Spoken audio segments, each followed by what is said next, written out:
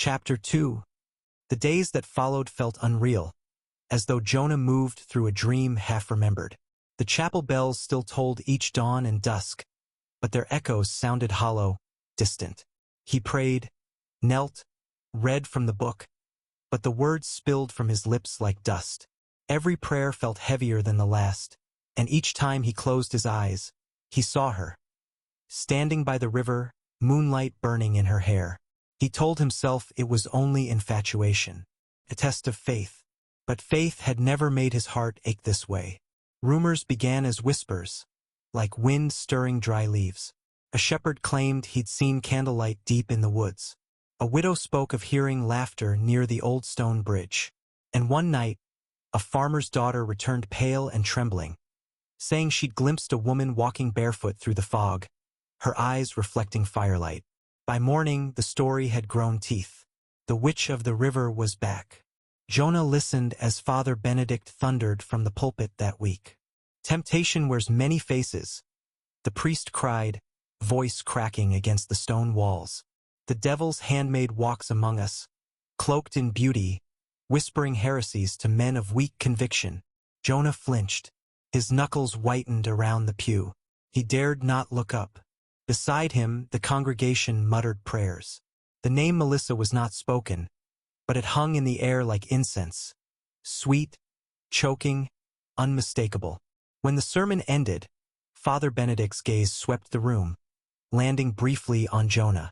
The older man's eyes narrowed, not with suspicion, but something more complex. Pity, perhaps, or warning. That night, Jonah could not sleep. He rose from his cot, still wearing his cassock, and slipped out into the cold. Frost glittered along the stones of the chapel courtyard. The moon was thin, sharp, a blade in the sky. He crossed the fields toward the river. His breath fogged the air like ghosts. When he reached the tree line, he saw the faint glow of candlelight through the mist. Melissa stood before a circle of stones, her arms outstretched. Around her, black candles burned with blue flame, the scent of myrrh and something darker, sulfur, perhaps, hung thick in the air. Jonah froze, half in awe, half in terror. Her voice rose in a low chant, syllables older than Latin, rolling through the clearing like thunder wrapped in silk. The air trembled. The flames bowed outward as if from an unseen wind. The sound of wings, hundreds of them, filled the night, though no bird stirred in the trees. When she stopped, the silence that followed was immense.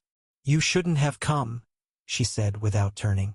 Jonah stepped forward anyway. "I had to." Melissa turned to face him. Her eyes gleamed, catching the candlelight. "The priest will know," she said softly.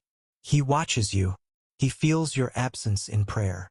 "Let him watch," Jonah said. His voice shook, but the words came from someplace deeper than courage. "I can't let you stand alone." She laughed quietly, though there was sorrow in the sound. "You already do not belong to their God anymore." He reached for her hand. "Then whose do I belong to?" She traced a finger along the edge of his crucifix, still hanging around his neck. "That depends on whether you wear this for him or for yourself." He said nothing. Her expression softened. "Jonah, they will come for me. Maybe not tonight, maybe not tomorrow, but soon." She took his face in her hands, her palms cold as river water. "Promise me something. Anything. When they come," she whispered, "do not speak my name. Let them think me a ghost, a fever dream. They cannot burn what they cannot name." He wanted to promise.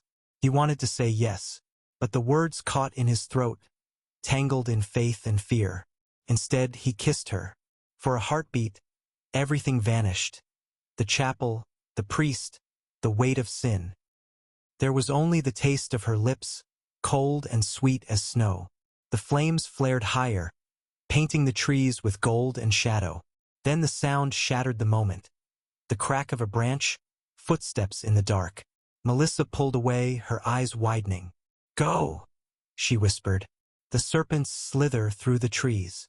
Jonah turned. Lanterns bobbed in the distance, weaving through the trees, villagers, led by Father Benedict himself. He could hear the priest's voice, calling to unseen angels, his prayers sharp as knives. Find her! The witch defile this place. Melissa grasped Jonah's hand one last time. Remember what I said, she whispered. Silence is the only mercy left. Then she was gone, swallowed by fog and forest. Jonah stumbled back toward the village as the search party drew near. He hid behind a fallen yew, heart hammering, watching the torchlight dance across the clearing where she had stood. The priest's men found the circle of stones, still smoking with candle flame. They crossed themselves in fear. Father Benedict lifted the candle, its wax seething like sin itself. The serpent's handmaid walks among us, he declared, and one of our own has kissed her ring. He looked toward the shadows, toward Jonah, and for a terrible instant Jonah thought the priest could see him even through the dark. By dawn word spread like fire. The river which had been seen conjuring unholy things in the forest. Children whispered her name in terror. Women barred their windows, and the men gathered crosses and pitchforks. Jonah prayed in the chapel until his voice broke. No light answered, only silence, and in that silence, he heard her voice again, faint but clear as the turning of the tide.